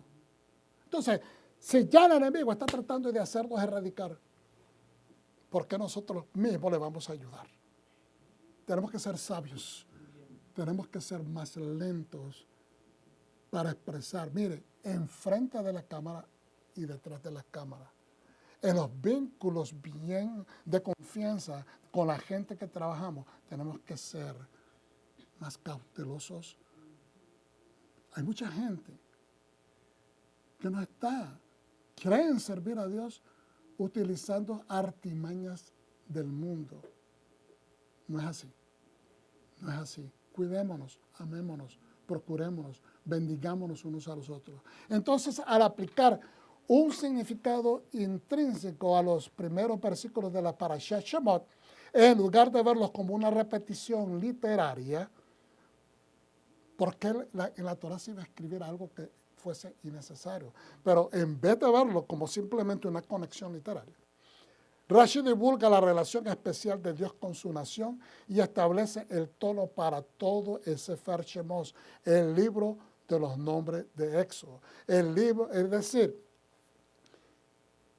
Yeshua nos enseñó esto, ¿verdad? De esta manera, de que Él vino para salvar al mundo, pero después inmediatamente, hablando con sus talmidim, con sus discípulos, le dice que donde Él va a ir, ellos no pueden ir, pero que Él va a un lugar a preparar, después le dice otra ocasión, Él va a un lugar a preparar casa, ¿verdad? Para todos, porque la casa de su Padre hay muchas mansiones. Porque Él quiere que ellos estén donde Él está. En los lugares, ¿verdad? Podríamos decirlo, en las medidas de bendición, en las medidas de privilegio, donde Él está, Él quiere llevar a sus seguidores. Lo cual significa que el amor de Dios. En la casa de mi Padre hay muchas mansiones, hay mucho espacio. En otras palabras, lo que le está diciendo no está hablando de casa, no está hablando de edificios arquitectónicos, él está hablando de posición y de espacio, que Dios está interesado que todos lleguen, que todos se salven. Eso es lo que se está refiriendo. Entonces, ¿qué significa eso? Que el amor de Dios es amplio, quiere que todo el mundo tenga una oportunidad, que tenga una oportunidad de dispararle a la posibilidad de adquirir la vida eterna. Amén. Entonces, mire Mateo, lo podemos comparar con lo que está sucediendo, ¿verdad? De una manera, después de que Yeshua, de Mateo 2, verso 1 al 12, después de que Yeshua nació en Betlehem, en Belén, en la tierra de Judá, en tiempos del rey Herodes, unos Magis del oriente llegaron a Jerusalén. Magis no son magos como gente que hace magia. Magis son maestros, estudiosos, scholars, ¿cómo se dice? Eruditos. ¿Okay? Y preguntaron, ¿dónde está el rey de los judíos que acaba de nacer? Fíjense bien, está enmarcado. ¿Dónde está el rey de los judíos? ¿Qué cosa es eso? Es un título, es un nombre. El rey de los judíos es un título, es un nombre. Que acaba de nacer. Nuevamente, el énfasis, hay un énfasis que acaba de nacer, es decir, está recién nacido. Si hubiese sido que nació, o que de cual hemos escuchado, posiblemente no se sabe, ¿verdad?, el tiempo, la fecha. Pero al decir ellos que acaba de nacer, es algo inmediato. Entonces, por eso alarma a Herodes. ¿Por qué? Porque le están dando un punto de referencia de que acaba de nacer, es decir, esto acaba de nacer alguien que me puede usurpar, que me puede quitar el poder, que me va a lanzar, que voy a tener que renunciar, ¿qué es lo que está pasando? Entonces, ¿por qué? Dice, porque hemos visto una estrella en el oriente y venimos a adorarlo. He visto comentarios acerca de que los reyes, los magos o los eruditos estos, eran astrólogos. Yo creo que eran astrónomos. Es no sé si en la antigüedad, no indagué acerca de esto, si los dos términos ya existían, astrólogos y astrónomos. Hay una gran diferencia en ambas cosas. Es decir, esta gente no eran, podrían venir de lugares paganos, ¿verdad? Pero no necesariamente podrían tener en sus corazones tradiciones paganas o un culto pagano. Porque si ellos están buscando al rey de los judíos, fíjense bien, o sea, la escritura misma te está dando información. Si te dice de que ellos vienen buscando una estrella, vienen siguiendo una estrella, la cual les ha indicado que el rey de los judíos nació, acaba de nacer, pues significa que ellos tienen entendimiento intelectual de que los judíos están en espera de un Mesías. ¿Okay? Entonces, por eso no tiendo a, a hacerme hacia ese lado de que estos eran personas paganas.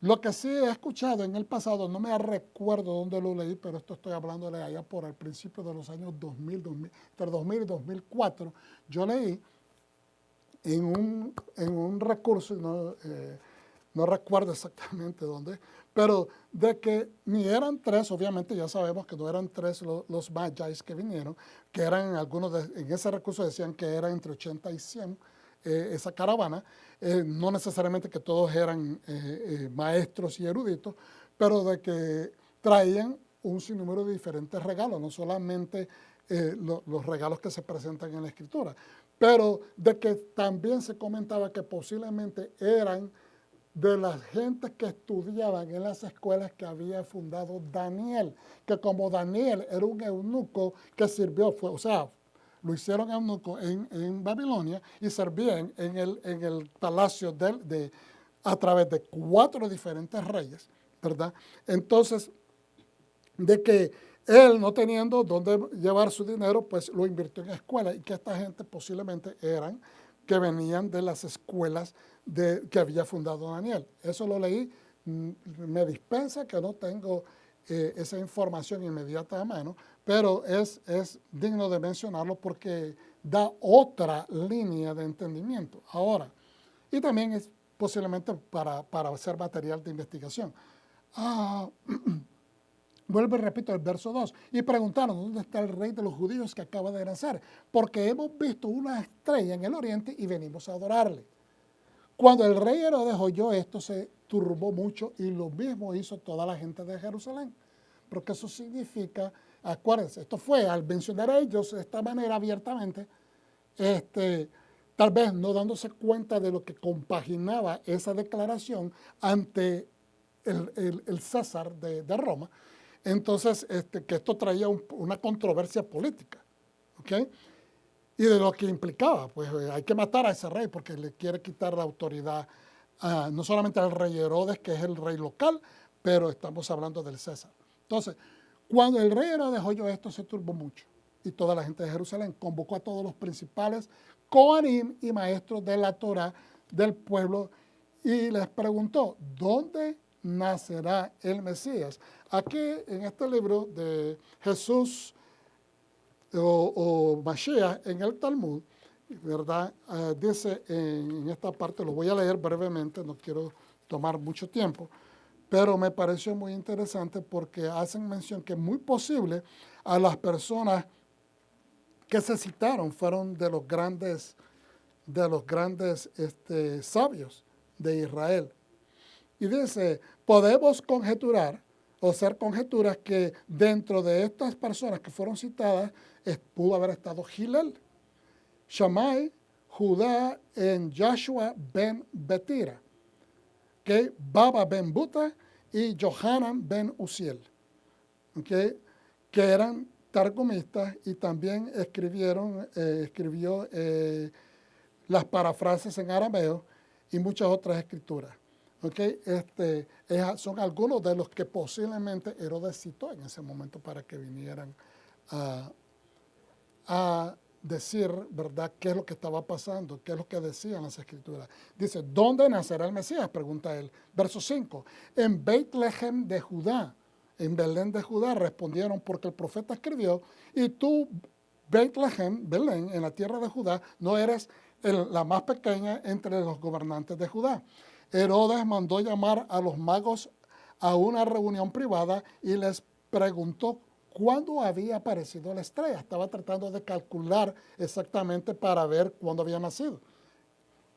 Luego los envió a Belén, Beit-Lehem, con estas instrucciones. Fíjense bien las instrucciones. Busquen con cuidado al niño y cuando lo encuentren, háganmelo saber para que yo también vaya y adore. Entonces miramos una transición de tiempo. Primeramente dice, ¿cuándo es que empezaron a ver esta estrella? Calculando cuándo, calcula de dónde es que vienen ellos para ver cuánto tiempo la trayectoria de su viaje ha sido, ¿verdad?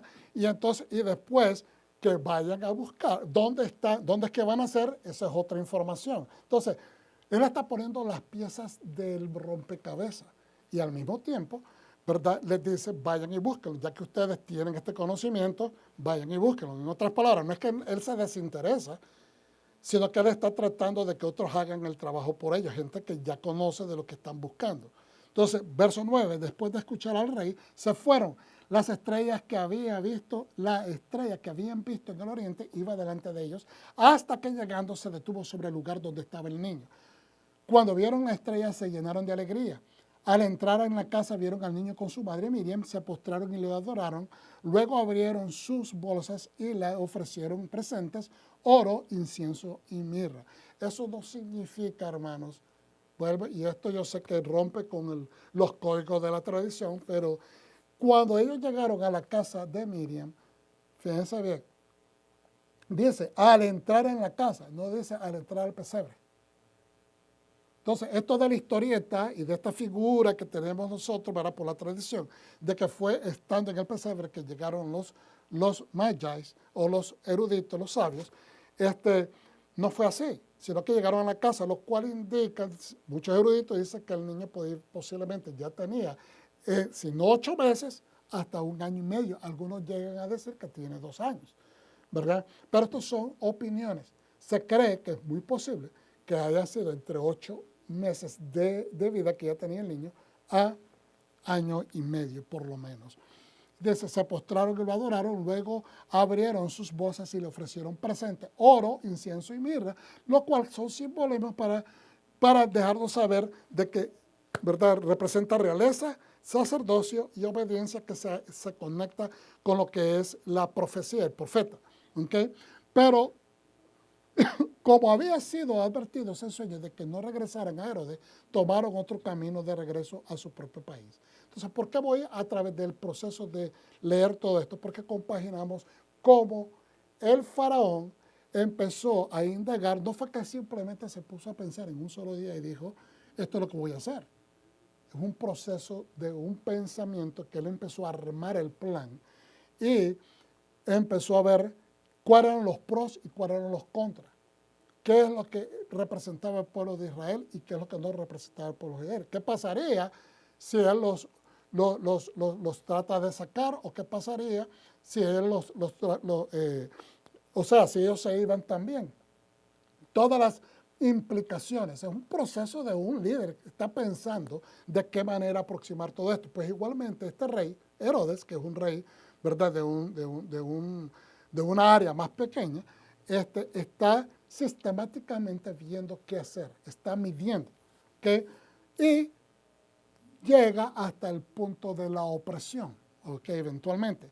Pero como habían sido advertidos en sueños, no regresaron por ese camino. Después de que ellos se fueron, un ángel del Señor se les apareció a Joseph en sueños y le dijo, levántate, toma al niño y a su madre, huye a Egipto y quédate ahí hasta que yo te diga que salgas porque Herodes va a buscar al niño para matarlo. Entonces él se levantó, tomó al niño y a su madre y se fue de noche a Egipto. Ahí estuvo hasta que Herodes murió. Esto sucedió para que se cumpliera lo que el Señor había dicho por medio del profeta de Egipto, llamaré a mi hijo. Y entendemos por la otra escritura, ¿verdad?, de que 2 años estuvieron en Egipto. Pero también aquí está otra compaginación con la historia de Moshe, ¿verdad?, que dice, de que le dicen, allá estuvo hasta que Herodes murió. ¿Y qué le dijo Dios a Moshe? Ya puedes irte a Egipto porque los que te buscaban para matarte en relación cuando él huyó, porque verdad, él había matado a un egipcio y por eso ese faraón lo estaba buscando. Ya había muerto ese faraón y había surgido otro faraón ahora que estaba mandando en Egipto. Entonces, por lo tanto, se compaginan las dos historias. Entonces, ¿qué es lo que queremos entonces extraer de esto? El enemigo siempre anda buscando cómo matar ese espíritu de obediencia, ese espíritu de realeza, ese espíritu de sacerdocio. Fíjense bien, son tres partes, ¿okay?, que representa tu fe en Dios. Está la parte realeza. Esa parte de realeza es con la entrega y sabiduría que tú riges tu espíritu para servir al Eterno. Está el sacerdocio, que habla de tu observancia. Porque muchas personas piensan que porque yo tengo realeza, porque tengo autoridad, porque tengo... Ahora yo me adjudico también la capacidad de poder hacer lo que me da la gana. No. La observancia a lo que dice la Escritura, a lo que dice la voluntad de Dios, es importante porque eso rige a qué nivel de sacerdocio, en qué nivel de sacerdocio estás. ¿Okay? Y cuando estoy hablando de sacerdocio, estoy hablando desde el punto de vista de tu observancia, no de que tengamos sacerdocio como se le ha entregado a la tribu de Leví. Quiero hacer esa salvedad. Ahora, y la obediencia tiene que ver con el carácter con el cual tú puedes hablar, porque ningún profeta podía emitir profecía si no estaba en presencia o en obediencia, en rectitud con el Dios que lo estaba comisionando. ¿Y cómo lo sabemos? Las veces que Dios le mandó a decir a un profeta esto, pero cuando vayas a llevar este mensaje, no comas, no te sientes, no platiques con ella. Las veces que eso sucedió, entonces esa persona tuvo consecuencias inmediatas. ¿Por qué? Por la misma situación. Dios te puede dar la comisión, pero tiene que estar ese profeta en rectitud y en obediencia directa con el Dios que lo está comisionando, con el Dios a quien servimos. Entonces, ahora, Ahí estuvo hasta que Herodes murió. Esto sucedió para que se cumpliera lo que el Señor había dicho por medio del profeta: de Egipto llamé a mi hijo. Mientras tanto, Herodes, cuando se dio cuenta de que los magos o los eruditos lo habían engañado, se enfureció y dio órdenes de matar a todos los niños que habían en Belén y sus alrededores de 2 años o menos, contando desde el tiempo que los magos le habían dicho. Ve, él calculó todo. Cuando leemos la escritura no ponemos estas cosas juntas, pero cuando lo desglosamos de esta manera nos vamos vamos entendiendo que él tuvo una manera bien sigilosa y de predicción, calculando para tomar estas decisiones. Ahora, de esta manera se cumplieron las palabras dichas por medio del profeta Jeremías. Se oyó una voz en Ramá, sollozos y lamentos en voz alta. Era Raquel que lloraba por sus hijos y se negaban a recibir consuelo porque ya no estaban vivos. Y esto es proféticamente, está hablando a este punto porque dice en Raquel era la que lloraba, porque su tumba está cerca de lo que era Éfrata en la antigüedad y que después pasó a ser llamada Belén, Bethlehem. Muy interesante. Entonces ahora vamos a terminar con esto. Simplemente hay mucho que compartir, hermanos. Y en la Haftará, en Isaías 27:6 al 28:13, obviamente no vamos a leer todo, pero miren lo que dice el Señor. Viene el tiempo en que Jacob echará raíces. Hermanos, tenemos que echar raíces. Tenemos que echar raíces, no nos podemos quedar en el hombre Jacob, sino que tenemos que seguir el procedimiento hasta llegar al Israel. Israel reverdecerá y florecerá. Jacob tiene que echar raíces, tiene que morir a la vieja naturaleza, en otras palabras. Israel reverdecerá y florecerá. Es cuando ya da fruto. Es cuando ya el hombre espiritual ha crecido, está dando fruto.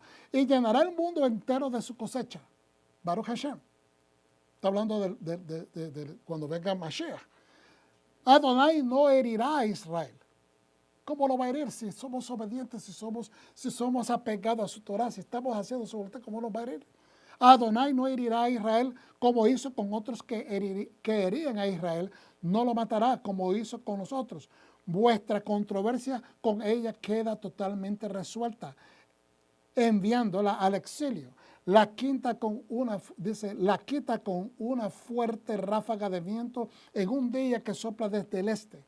Así que la iniquidad de Jacob es expiada con esto, y al quitar su pecado produce este resultado. Cuando Dios nos da la solución o nos absuelve de la falta, nos perdona, eso te regenera.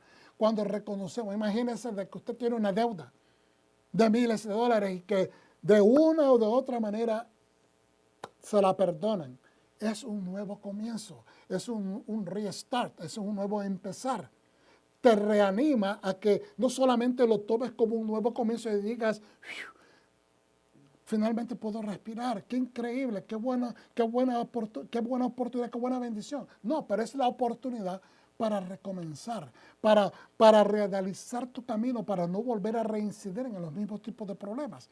Dice, corta todas las piedras del altar como si fueran tiza. Los postes sagrados y los pilares del sol ya no están. Es decir, han quitado todo lo que molestaba al Eterno, todo lo que era idolatría, porque la ciudad fortificada está sola, abandonada y desierta, como el desierto. Los becerros pastan y se echan ahí, despojando sus ramas. Cuando se seca su cosecha, se la desgrana. Vienen las mujeres y le prenden fuego, porque este es un pueblo sin entendimiento. Por eso, el que lo hizo no tendrá piedad de ellos. Dice, el que lo formó no les mostrará compasión. En aquel día el Señor desgranará el trigo entre el río Éufrates y el valle de Egipto, y seréis reunidos uno a uno, pueblo de Israel. Entonces, Dios no va a tener compasión con los que cometen faltas, con los que no obedecen, con los que no tienen,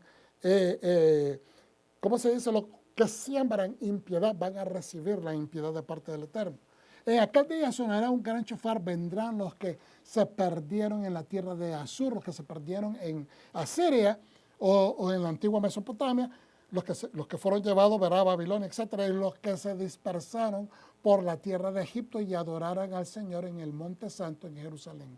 En aquel día sonará un shofar, que significa la redención final.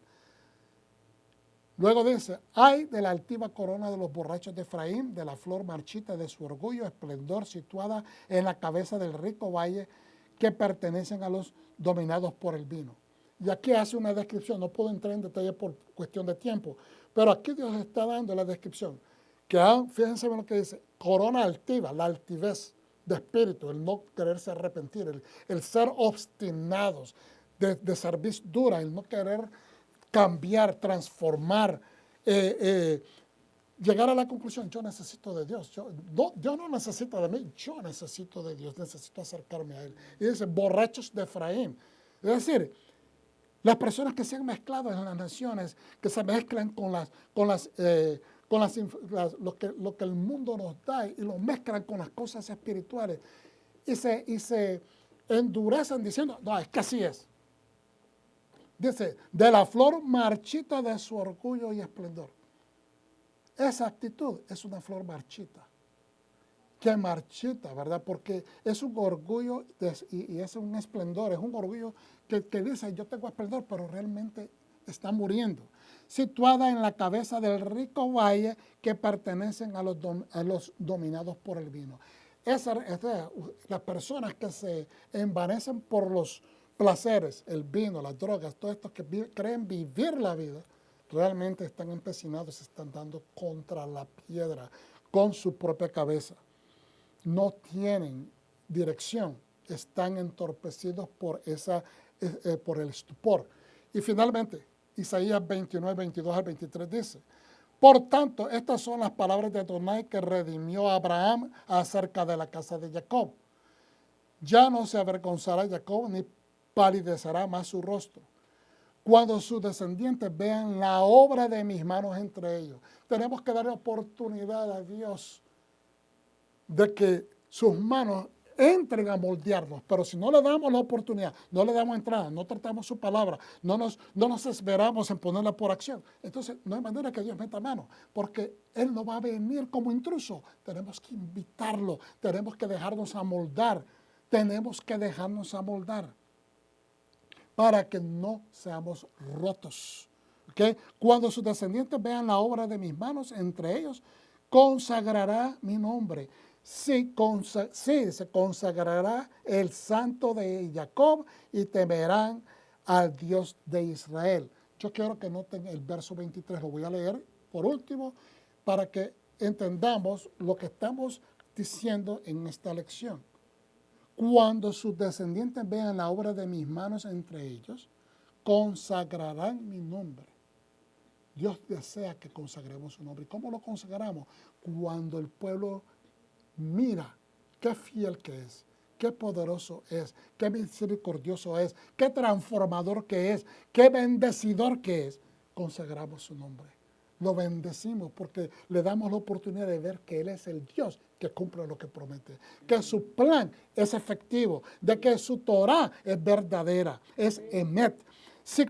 Dice, sí consagrarán al santo de Jacob y temerán al Dios de Israel. Baruch Hashem.